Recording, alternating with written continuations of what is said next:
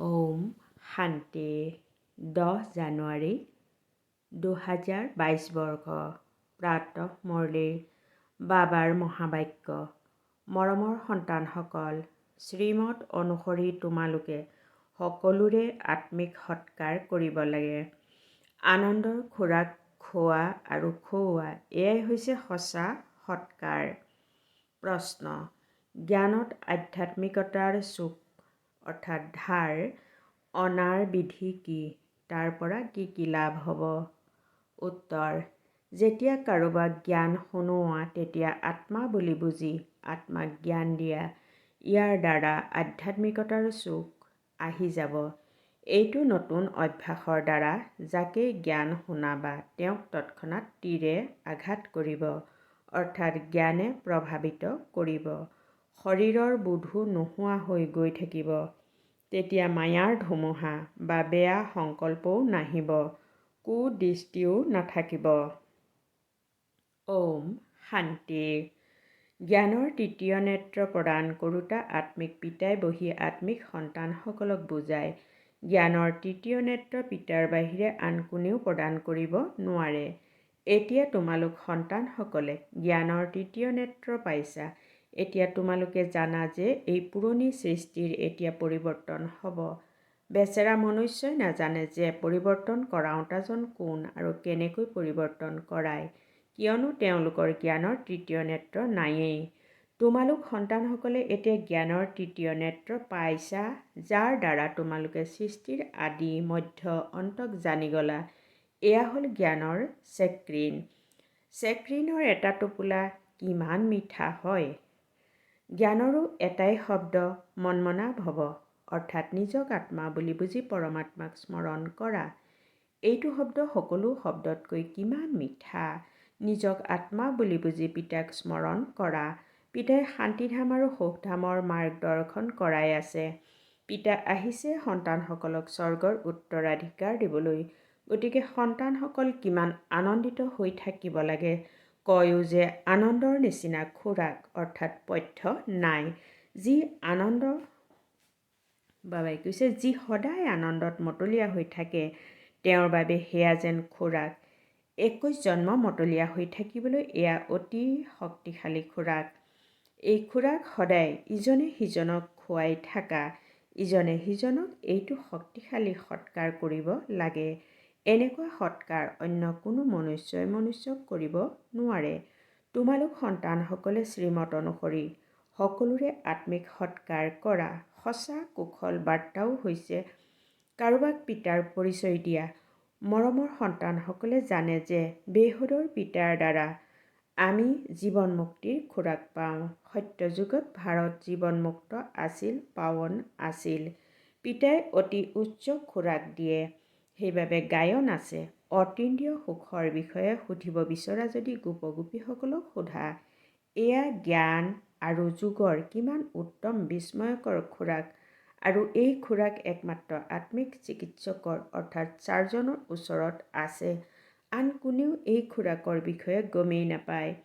পিতাই কয়, মৰমৰ সন্তানসকল, তোমালোকৰ বাবে হাতত উপহাৰ লৈ আহিছোঁ।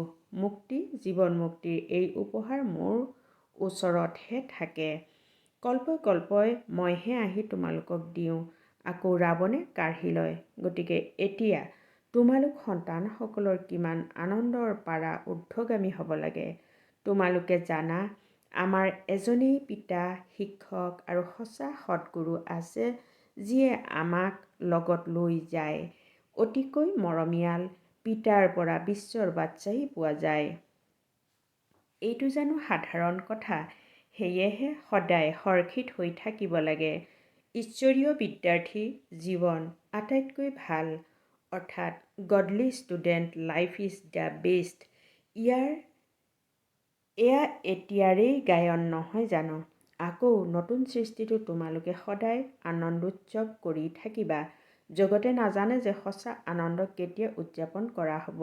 মনুষ্যৰতো সত্য যুগৰ জ্ঞানেই নাই। সেয়েহে ইয়াতেই উদযাপন কৰি থাকে। কিন্তু এই পুৰণি তমোপ্ৰধান সৃষ্টিত আনন্দ ক'ৰ পৰা আহিব? ইয়াততো ত্ৰাহি ত্ৰাহি কৰি থাকে। কিমান দুখৰ জগত। পিতাই তোমালোক সন্তানসকলক কিমান সহজ মাৰ্গ দেখুৱায়। গৃহস্থ ব্যৱহাৰত থাকি পদুম ফুলৰ দৰে থাকা। পেচাগত কাম কাজ আদি কৰিও মোক স্মৰণ কৰি থাকা। যেনেকৈ প্ৰেমিক আৰু প্ৰেমিকা থাকে, তেওঁলোকেতো ইজনে সিজনক স্মৰণ কৰি থাকে। তেওঁৰ প্ৰেমিকা, তেওঁৰ প্ৰেমিক। ইয়াত সেইটো কথা নাই। ইয়াততো তোমালোক সকলো এজন প্ৰেমিকৰ জন্ম জন্মান্তৰ প্ৰেমিকা হৈ থাকা। পিতা কেতিয়াও তোমালোকৰ প্ৰেমিকা নহয়। তোমালোকে সেইজন প্ৰেমিকৰ সৈতে মিলিত হ'বলৈ স্মৰণ কৰি আহিছা। যেতিয়া দুখ বেছি হয় তেতিয়া বেছিকৈ স্মৰণ কৰে। গায়নো আছে, দুখত স্মৰণ সকলোৱে কৰে, সুখত কোনেও নকৰে। এই সময়ত পিতাও সৰ্বশক্তিমান। তেনেকৈ দিনে প্ৰতিদিনে মায়াও সৰ্বশক্তিমান, তমো প্ৰধান হৈ গৈ থাকে।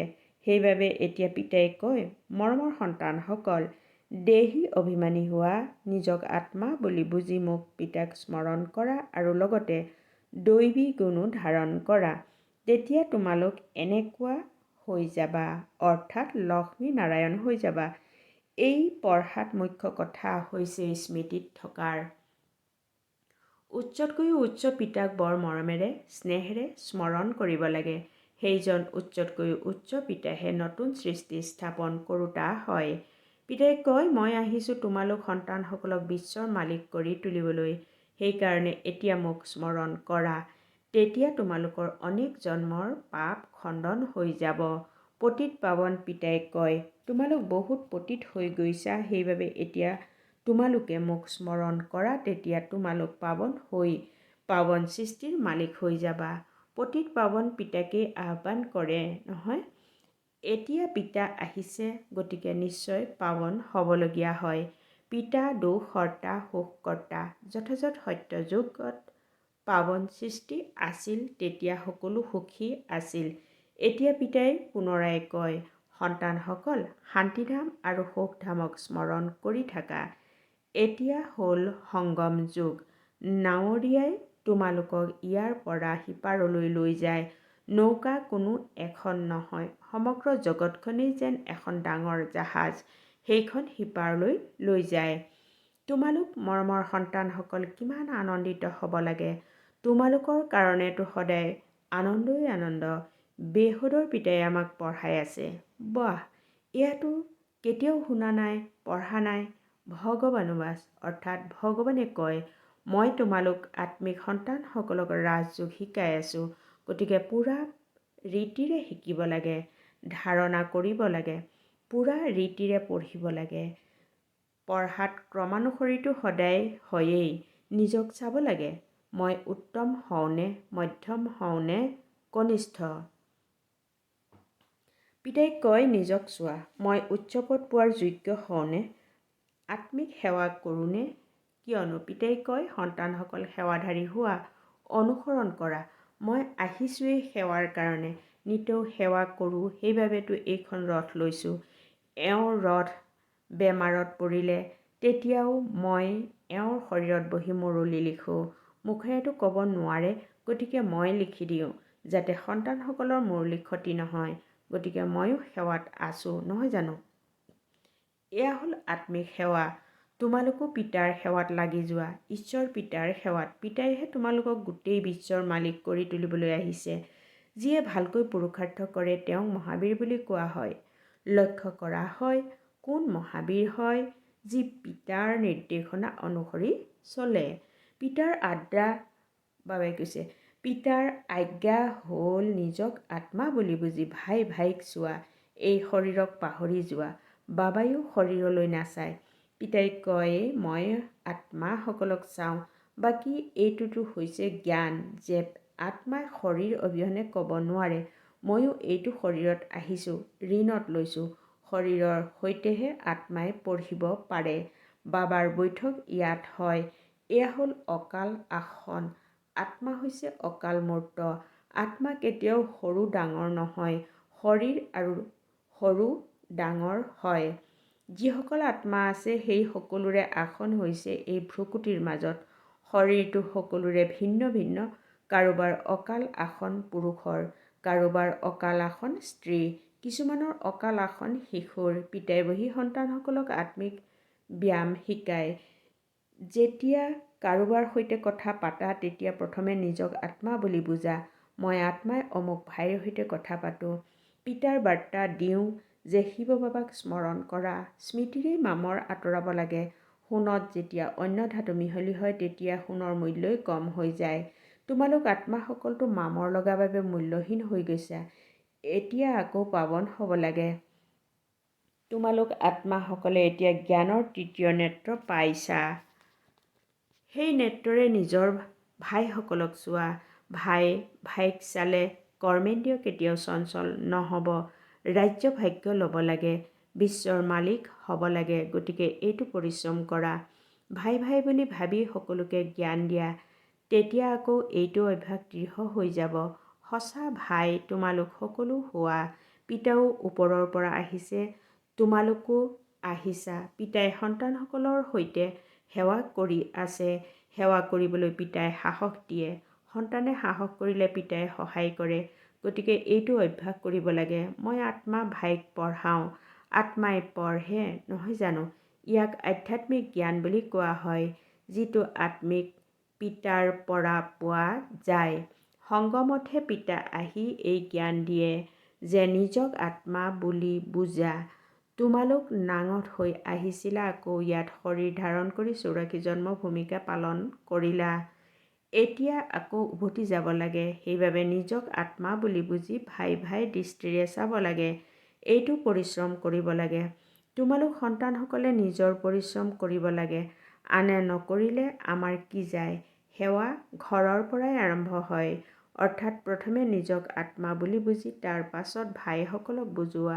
তেতিয়া ভালদৰে তীৰে আঘাত কৰিব। এইটো চোক অৰ্থাৎ ধাৰ আনিব লাগে। পৰিশ্ৰম কৰিলে তেতিয়াহে উচ্চ পদ পাবা। পিতা আহিছেই ফল দিবলৈ। গতিকে পৰিশ্ৰম কৰিবলগীয়া হয়। কিছু সহ্যও কৰিবলগীয়া হয়। তোমালোকক কোনোবাই ওলট পালট কথা ক'লে অৰ্থাৎ অপ্ৰয়োজনীয় কথা ক'লে তোমালোকে চুপ হৈ থাকিবা। তোমালোক চুপ হৈ থাকিলে আনে কি কৰিব? তালি দুখন হাতেৰে বাজে। এজনে মুখেৰে তালি বজালে যদি আনজন চুপ হৈ থাকে তেতিয়া তেওঁ আপোনা আপুনি চুপ হৈ যাব। তালিৰ বিপৰীতে তালি বাজিলে কোঢ়াল হৈ যায়। সন্তানসকলে ইজনে সিজনৰ কল্যাণ কৰিব লাগে। পিতাই বুজায়, সন্তানসকল যদি সদায় আনন্দিত হৈ থাকিব বিচৰা তেন্তে মনমনাভ হ'ব। নিজক আত্মা বুলি বুজি পিতাক স্মৰণ কৰা। ভাইসকলৰ অৰ্থাৎ আত্মাসকলৰ ফালে চোৱা। ভাইসকলকো এই জ্ঞান দিয়া। এইটো অভ্যাস হৈ গ'লে তেতিয়া কেতিয়াও কুদৃষ্টিয়ে প্ৰতাৰণা নকৰিব। জ্ঞানৰ তৃতীয় নেত্ৰৰে তৃতীয় নেত্ৰক চোৱা। বাবাইও তোমালোক আত্মাকহে চাই। চেষ্টা এইটো কৰিব লাগে যাতে সদায় আত্মাকহে চাওঁ, শৰীৰৰ ফালে নাচাওঁৱেই। যোগ কৰাওঁতেও নিজক আত্মা বুলি বুজি ভাইসকলক চাই থাকিলে তেতিয়া সেৱা ভাল হ'ব। বাবাই কৈছে ভাইসকলক বুজোৱা। সকলো ভাইয়ে পিতাৰ পৰা উত্তৰাধিকাৰ লয়। এই আত্মিক জ্ঞান এবাৰেই তোমালোক ব্ৰাহ্মণ সন্তানসকলে পোৱা। তোমালোক ব্ৰাহ্মণেই আকৌ দেৱতা হ'বলৈ গৈ আছা। এই সংগম যুগত এৰিবা জানো? নহ'লে সিপাৰলৈ কেনেকৈ যাবা? জঁপিয়াবা জানো? এইটো বিস্ময়কৰ সংগম যুগ। গতিকে সন্তানসকল আত্মিক যাত্ৰাত থকাৰ অভ্যাস কৰিব লাগে। তোমালোকৰে লাভৰ কথা। পিতাৰ শিক্ষা ভাইসকলক দিব লাগে। পিতাই কয় মই তোমালোক আত্মাসকলক জ্ঞান দি আছোঁ। আত্মাকেই চাওঁ। মনুষ্যই মনুষ্যৰ সৈতে কথা পাতিলে তেতিয়া তেওঁৰ মুখলৈ চাব নহয়। তোমালোকে আত্মাৰ সৈতে কথা পাতা, গতিকে আত্মাকহে চাব লাগে। যদিওবা শৰীৰৰ দ্বাৰা জ্ঞান দিয়া, কিন্তু ইয়াত শৰীৰৰ বোধ এৰিবলগীয়া হয়। তোমালোক আত্মাই বুজি পোৱা যে পৰমাত্মা পিতাই আমাক জ্ঞান দি আছে। পিতাইও কয় আত্মাসকলক চাওঁ। আত্মাসকলেও কয় আমি পৰমাত্মা পিতাক চাই আছোঁ, তেওঁৰ পৰা জ্ঞান লৈ আছোঁ। ইয়াক কোৱা হয় আত্মাৰ লগত আধ্যাত্মিক জ্ঞানৰ লেনদেন। আত্মাতেই জ্ঞান আছে, আত্মাকেই জ্ঞান দিব লাগে। এয়া যেন চোক অৰ্থাৎ ধাৰ। তোমালোকৰ জ্ঞানত এই চোক আহি গ'লে তেতিয়া কাৰোবাক বুজালে তৎক্ষণাৎ তীৰ লাগি যাব। পিতাই কয়, অভ্যাস কৰি চোৱা তীৰ লাগে নে নালাগে। এইটো নতুন অভ্যাস কৰিব লাগে, তেতিয়া আকৌ শৰীৰৰ বোধ আঁতৰি যাব। মায়াৰ ধুমুহা কমকৈ আহিব, বেয়া সংকল্প নাহিব, কুদৃষ্টিও নাথাকিব। মই আত্মাই 84 চক্ৰ পৰিক্ৰমা লগালোঁ। এতিয়া নাটক পূৰা হয়। এতিয়া বাবাৰ স্মৃতিত থাকিব লাগে। স্মৃতিৰেই তমোপ্ৰধানৰ পৰা শতোপ্ৰধান হৈ শতোপ্ৰধান সৃষ্টিৰ মালিক হৈ যাবা। কিমান সহজ। পিতাই জানে সন্তানসকলক এই শিক্ষা দিয়াটোও মোৰ ভূমিকা। কোনো নতুন কথা নহয়। প্ৰত্যেক 5000 বছৰৰ অন্তত মই আহিবলগীয়া হয়। মই বান্ধ খাই আছোঁ। সন্তানসকলক বহি বুজাওঁ, মৰমৰ সন্তানসকল, আত্মিক স্মৃতিৰ যাত্ৰাত থাকা। তেতিয়া অন্তিমৰ মতি অনুসৰিয়ে গতি হৈ যাব। এয়া অন্তকাল নহয় জানো? মামিকম স্মৰণ কৰা, অৰ্থাৎ কেৱল মোক পৰমাত্মাক স্মৰণ কৰা। তেতিয়া তোমালোকৰ সদ্গতি হৈ যাব। স্মৃতিৰ যাত্ৰাৰে খুঁটা মজবুত হৈ যাব। এই দেহী অভিমানী হোৱাৰ শিক্ষা এবাৰেই তোমালোক সন্তানসকলে পোৱা। কিমান বিস্ময়কৰ জ্ঞান। বাবা বিস্ময়কৰ হয়, গতিকে বাবাৰ জ্ঞানো বিস্ময়কৰ।